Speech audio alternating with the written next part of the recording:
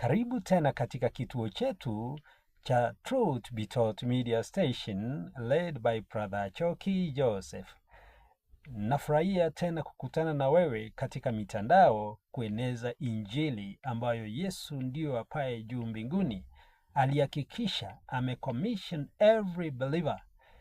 Every believer. Read your Bible. Mark 16:16. He gave us power to go all over the world and teach the word of truth, baptizing everyone.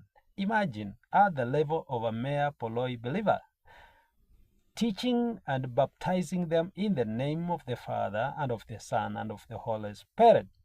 Today, I welcome you, all of you around the globe, that you come into contact and into terms with this scripture that declares that a true worshiper must worship God in truth and in spirit, in Jesus' mighty name.